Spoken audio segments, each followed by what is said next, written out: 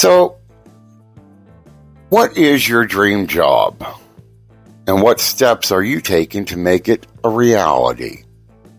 How can we balance our passions with practical considerations when choosing a career path?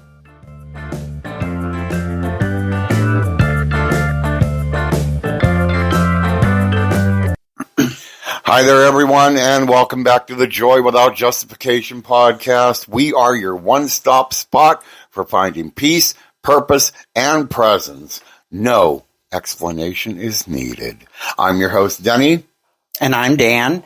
Today we're going to be diving into the question that's plagued many of us at some point, and that is, what is my dream job?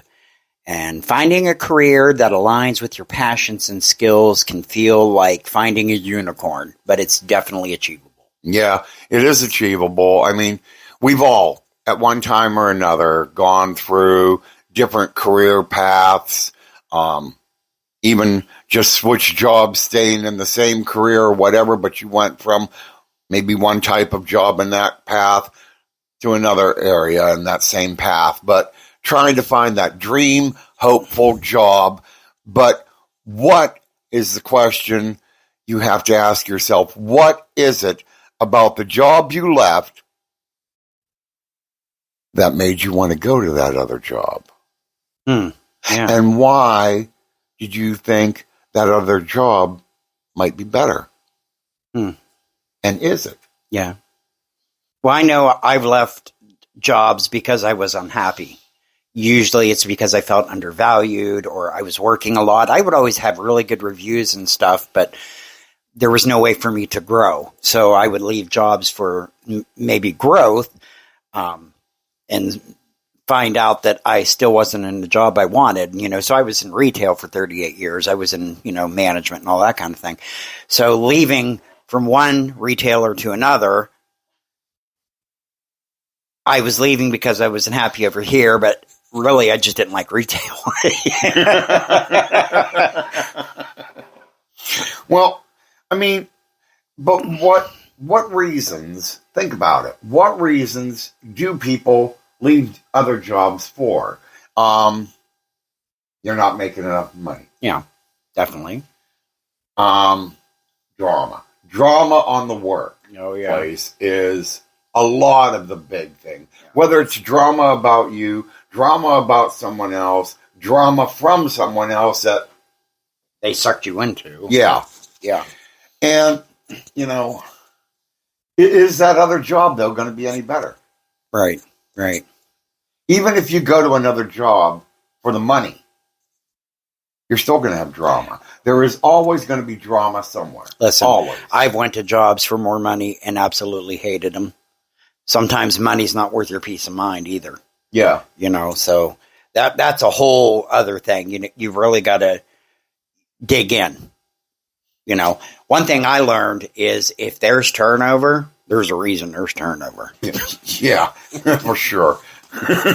And most of the time, it isn't because the person leaving the job didn't like the kind of job they were doing. Sometimes, and you were a manager, so sometimes it's because of the leadership. Oh, yeah, usually is. And that's 9 times out of 10 what the person doing the exit interview usually says. It's either, well, I just couldn't stand my manager. It's leadership, money, or undervalue. That's usually your big 3. But let's not forget to subscribe to Joy Without Justification, wherever you get your podcasts. And we're going to continue talking and guiding you through exploring your dream job aspirations. And for more inspirational content, you can always check out our YouTube channel as well as email us at joywithoutjustification@gmail.com. We would love to hear from you. Okay, now let's really dive into this. What is your dream job? Because this is something that I have fought with a lot in my life. It's not always a clear-cut answer. No. But it's definitely worth exploring. Yeah, it is. And here are a few tips that might help you try to find that dream job. Self-reflection. What are your passions? What are your skills and values? Make a list. What kind of work environment thrives with those values? Explore different options. Talk to people in various professions, shadow professions you admire, and volunteer in areas that interest you. And don't be afraid to pivot. Your dream job might not be what you think. Be open to exploring new paths and opportunities. So let me just interject here. I think when I was young, I actually went to college the first time to be a teacher, okay? Because I like learning. I am a nerd, have always been a nerd. I like deep conversations, those kinds of things. And I was working at Hills department stores that are now out of business. I got promoted very young and was making decent money and just kind of stayed there. Dropped out of college. I regret that now. But you can't, I'm 57. Looking back with regrets is silly. I can't go back and change it. Okay. So you and I have talked about me, maybe taking some online classes, finishing my degree. I do have an associate's in human resources, but I would definitely like to go in a different direction. I don't know if that's going to be feasible. But what can I do? How can I take my passions and apply them into my job now? Or if I was younger. Okay. So number one, first of all, let me backtrack. I know I'm kind of all over the place in my thoughts, but welcome to Denny's world. That's normal. But it's never too late to start your dream. Okay. It's never too late. Nope. Now, you have to take a lot of consideration, like finances and so on and so forth. And if you really want to, I do believe you can do it. It could be hard. So, first of all, let me say that. So, I have done some things, like I got my meditation certificate, so I can teach meditation and spiritual coaching. And that kind of would fulfill for me that teaching aspect, okay?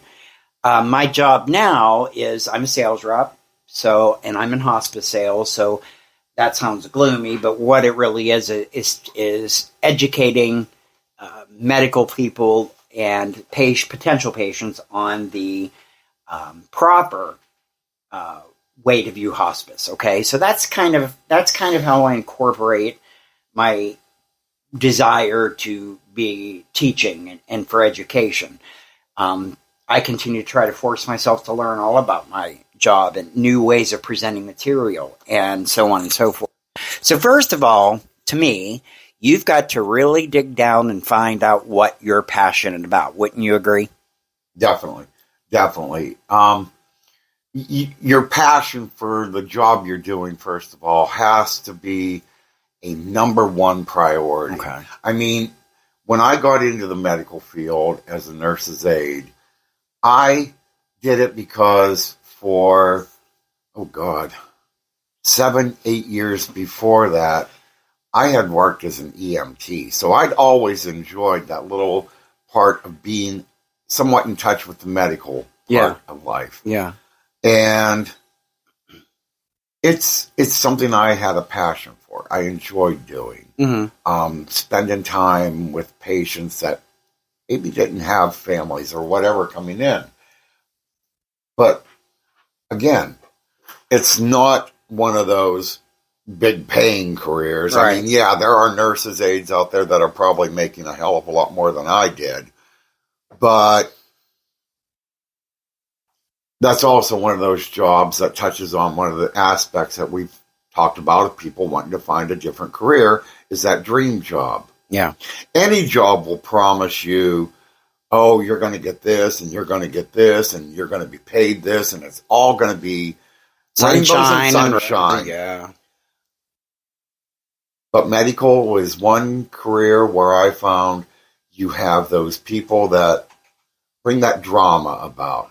Whether it's, this one constantly is calling off, or that one's constantly not showing up on time, or this one here likes to stand at the desk and fiddle around talking about something she did last night or whatever with the nurses instead of doing her patient care, and then comes to you after you've done your 8, 9, 10 patients, and her cat wants in the studio, wants to be part of you doing her job, pretty much, that she herself could have done. Yeah.